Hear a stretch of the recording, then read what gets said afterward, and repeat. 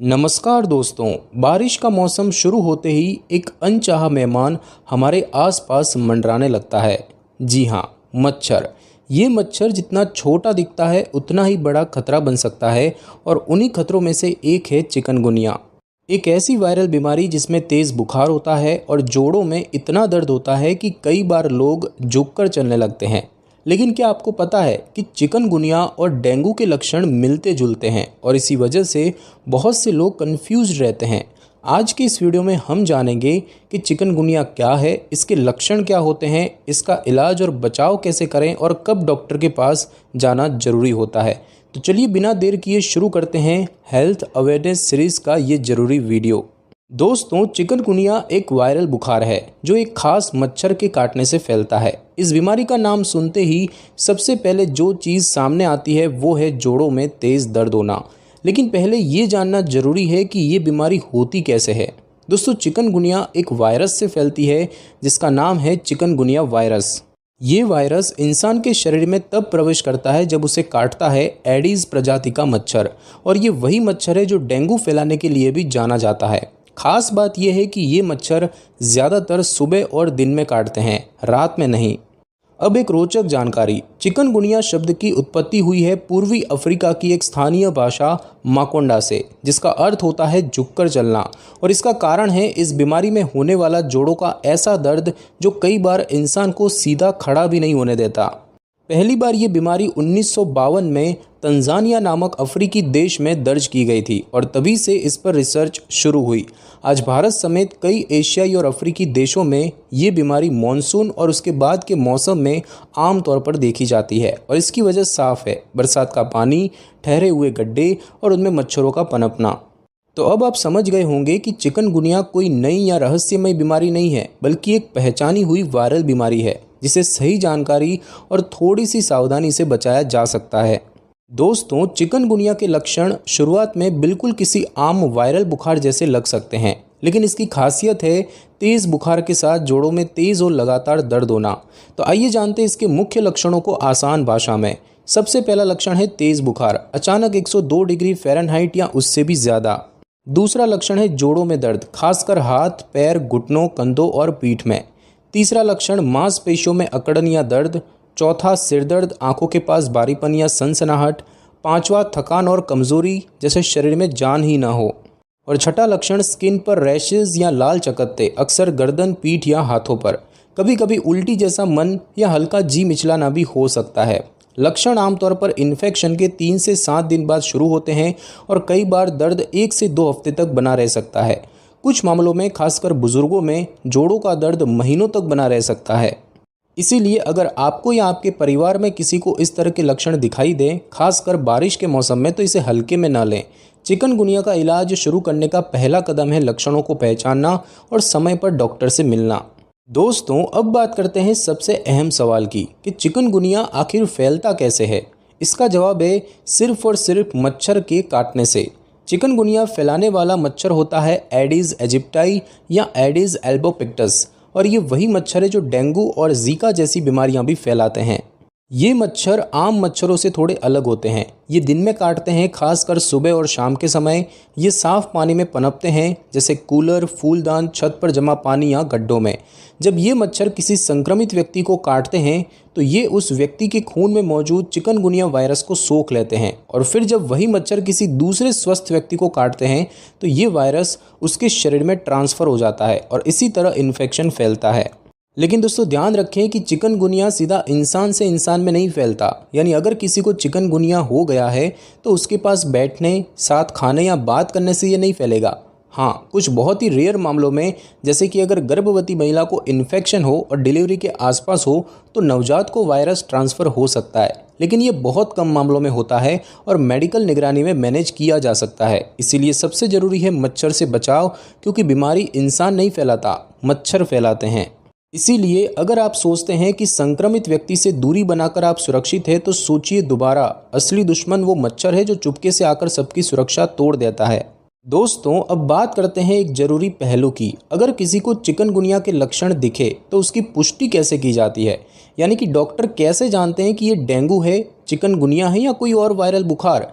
इसका जवाब है खून की जांच यानी ब्लड टेस्ट।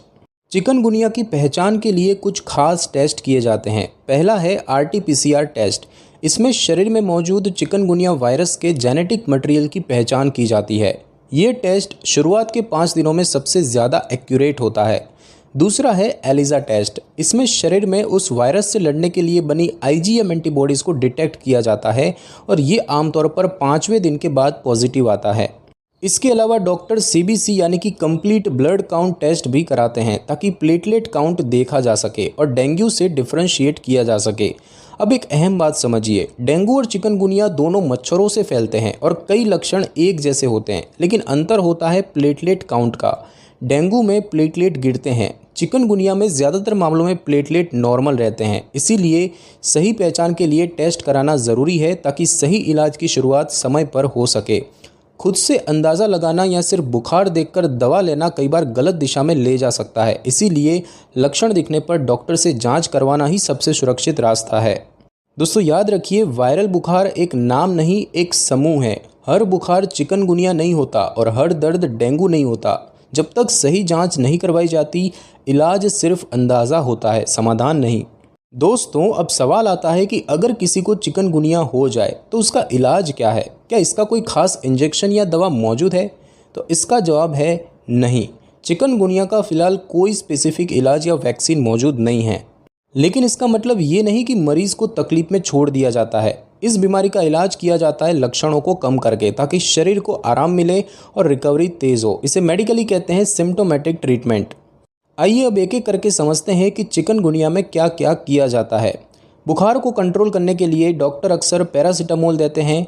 जोड़ों के दर्द और सूजन के लिए कुछ मामलों में हल्के एनसेड्स जैसे कि आइबुप्रोफेन दी जाती है, लेकिन ध्यान रहे कि इन्हें डॉक्टर की सलाह के बिना कभी भी खुद से न लें।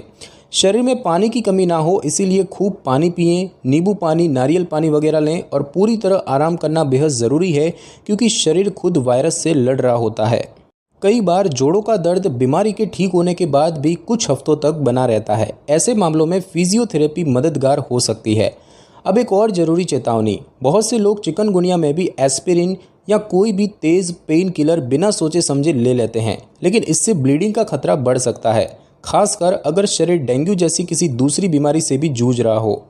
इसीलिए सबसे सही तरीका यही है कि डॉक्टर से सलाह लेकर ही कोई दवा लें और बुखार व दर्द के दौरान आराम, पौष्टिक खाना और हाइड्रेशन पर ध्यान दें। चिकनगुनिया एक गंभीर बीमारी हो सकती है, लेकिन अधिकतर मामलों में मरीज़ पूरी तरह ठीक हो जाते हैं। ज़रूरत है समय पर पहचान, सही देखभाल और शरीर को भरपूर आराम देने की।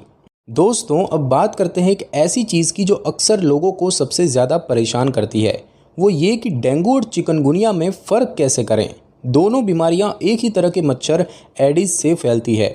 दोनों में तेज़ बुखार होता है और दोनों में शरीर टूटने की, थकान की और कमज़ोरी की शिकायत होती है। लेकिन इन दोनों में कुछ ज़रूरी अंतर है जो आपको ध्यान में रखने चाहिए। सबसे पहले बात करें जोड़ों के दर्द की, तो चिकनगुनिया में जोड़ों का दर्द बहुत ज़्यादा और लंबा होता है, जबकि डेंगू में दर्द शरीर में होता है लेकिन जोड़ों में इतना खास नहीं होता। उसके बाद बात करें प्लेटलेट काउंट की, तो डेंगू में प्लेटलेट्स तेज़ी से गिरते हैं। यही वजह है कि डेंगू में खून बहने यानी कि ब्लीडिंग का खतरा ज़्यादा होता है, लेकिन चिकनगुनिया में ज़्यादातर मामलों में प्लेटलेट काउंट नॉर्मल ही रहता है। उसके बाद बात करें स्किन रैशेज़ की, तो दोनों में रैश हो सकते हैं, लेकिन चिकनगुनिया में ये ज़्यादा आम हैं। और उसके बाद बात करें बुखार के पैटर्न की, तो डेंगू का बुखार अक्सर 2 चढ़ाव वाला यानी कि बायफेजिक होता है, यानी पहले चढ़ेगा, फिर गिरेगा, फिर दोबारा चढ़ेगा। जबकि चिकनगुनिया का बुखार सामान्य वायरल जैसा होता है, अचानक बढ़ता है और धीरे धीरे उतरता है। उसके बाद बात करें रिकवरी टाइम की, तो डेंगू में ठीक होने में 7 से 10 दिन लगते हैं, लेकिन चिकनगुनिया में जोड़ों का दर्द हफ्तों या महीनों तक बना रह सकता है। इसीलिए अगर किसी को तेज़ बुखार के साथ जोड़ों में दर्द, रैश और थकावट हो रही है और प्लेटलेट्स में कोई गिरावट नहीं है, तो चिकनगुनिया होने की संभावना ज़्यादा होती है। लेकिन इन दोनों को खुद से पहचानना खतरनाक हो सकता है, इसीलिए हमेशा डॉक्टर से जांच करवाएं और खून की रिपोर्ट के आधार पर इलाज लें। याद रखें, बुखार तो एक संकेत है, लेकिन सही जाँच ही सही इलाज की शुरुआत है। दोस्तों कहते हैं कि इलाज से बेहतर है बचाव, और चिकनगुनिया जैसी बीमारी में ये बात बिल्कुल सही बैठती है, क्योंकि इसका कोई सीधा इलाज या वैक्सीन नहीं है। चिकनगुनिया से बचने का सबसे असरदार तरीका है उस मच्छर से बचना जो ये बीमारी फैलाता है। तो अब बात करते हैं उन आसान लेकिन असरदार तरीकों की जिनसे आप और आपका परिवार इस वायरस से बच सकते हैं। तो सबसे पहला उपाय ये है कि पूरे शरीर को ढकने वाले कपड़े पहने, खासकर सुबह और शाम के समय, क्योंकि एडीज मच्छर दिन में काटते हैं। दूसरा, मच्छर भगाने वाली क्रीम या स्प्रे यानी कि रिपेलेंट का उपयोग करें, जैसे कि Odomos, good night fabric roll on वगैरह। खिड़की और दरवाज़ों पर जाली या नेट लगवाएं ताकि मच्छर अंदर ना आ सके। साथ ही साथ सोते समय मच्छरदानी जरूर इस्तेमाल करें, चाहे दिन हो या रात। घर और आसपास पानी जमा ना होने दें। एडीज मच्छर साफ पानी में अंडे देते हैं, जैसे कूलर, गमले, बर्तन, छत की टंकी या खुला डिब्बा। और साथ ही साथ हर हफ्ते कूलर और पानी की टंकी साफ करें, और अगर हो सके तो उसमें केरोसिन ऑयल या लार्विसाइड डालें। साथ ही साथ दोस्तों, सोसाइटी या मोहल्ले में फॉगिंग की मांग करें, क्योंकि सामूहिक स्तर पर मच्छरों का खात्मा ज़्यादा असरदार होता है। और सबसे ज़रूरी बात, बचाव सिर्फ बीमारी से नहीं होता, बल्कि एक जिम्मेदारी से होता है। अगर आप अपने घर में साफ सफाई रखेंगे तो आपका पूरा मोहल्ला सुरक्षित रहेगा। एक व्यक्ति की जागरूकता 100 लोगों की सुरक्षा बन सकती है।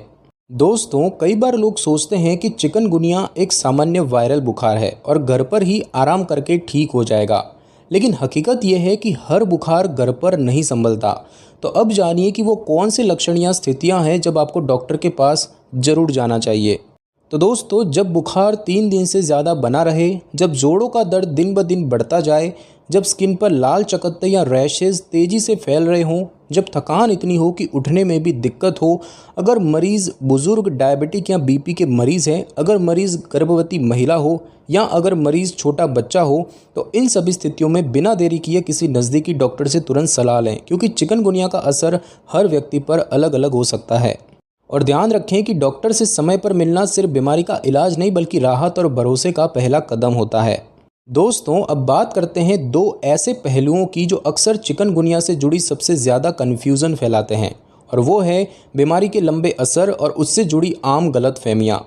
शुरुआत करते हैं लॉन्ग टर्म असर से। चिकनगुनिया में तेज़ बुखार तो 5 से 7 दिनों में उतर जाता है, लेकिन बहुत से मरीजों में जोड़ों का दर्द और सूजन कई हफ्तों और कुछ मामलों में 2 से 3 महीनों तक भी बना रह सकता है। इसे मेडिकली कहते हैं पोस्ट वायरल आर्थरालजिया, यानी कि शरीर का इम्यून सिस्टम वायरस से लड़ने के बाद खुद ही कुछ समय तक जोड़ों को टारगेट करता है, जिससे दर्द बना रहता है। लेकिन ध्यान दें कि ये परमानेंट आर्थराइटिस या लाइफ लॉन्ग बीमारी नहीं होती। ये अपने आप धीरे धीरे ठीक हो जाती है, आराम, हल्की फिजियोथेरेपी और समय के साथ।